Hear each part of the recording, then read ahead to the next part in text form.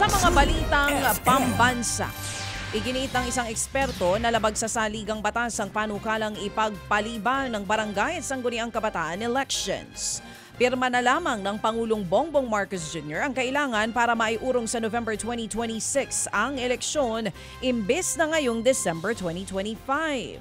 Pero ayon sa election lawyer na si Attorney Romulo Macalintal, walang public emergency para ipagpaliban ang botohan. Wala rin daw kapangyarihan ng mga mambabatas na palawigin ang kasalukuyang termino ng mga opisyales. Bagamat pinapayagan daw sa konstitusyon ang mga kongresista na baguhin ang batas pero palawigin lamang ang termino ng mga barangay at SK officials sa 4 na taon mula sa 3 taon. Malinaw raw na payagan ng mga nakaupo ngayon na mag-extend hanggang 2026 dahil lamang suspendido ang halalan.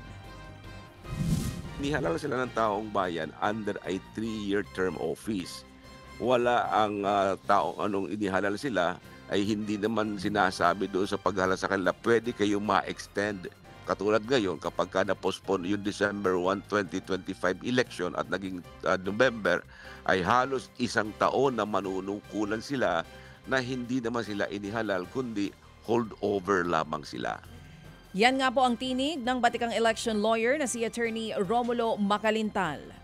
Samantala, mahigit 20 matataas sa opisyales naman ng Philippine National Police o PNP ang binalasa ni PNP Chief Nicolas Torre III simula po yan kahapon. Kabilang sa mga pagbabago ang pagtalaga ni Torre ng 5 bagong regional director kasamang bagong hepe sa Bangsamoro Region. 3 opisyal din ang na-reassign pabalik sa National Capital Region.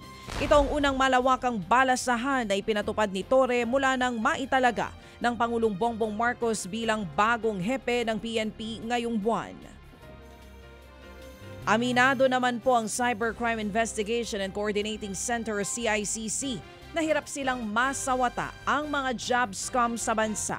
Ayon po kay CICC Deputy Executive Director Aboy Paraiso, ginagamit ng mga scammer ang platforms na hindi saklaw ng SIM Card Registration Act. Dahil nga po dyan, kahit nakablock na ang mga SIM card, nagagamit pa rin ng mga scammer ang kanilang mga numero sa mga online messaging app. Sa ngayon, nakikipag-ugnayan na raw ang CICC sa palasyo para mapayagan silang magdagdag na mga tao at kagamitan sa pagsugpo ng mga scammer. I've ordered already the realignment of the budget. Ang problema pa lang po ngayon, since Deputy Executive Director at walang Executive Director, I'm still talking to Malacanang and the Office of the Executive Secretary for the yung acting powers ng CICC. So I can sign for the procurement of both the tools and the manpower po. Yan nga po ang tinig ni CICC Deputy Executive Director Aboy Paraiso.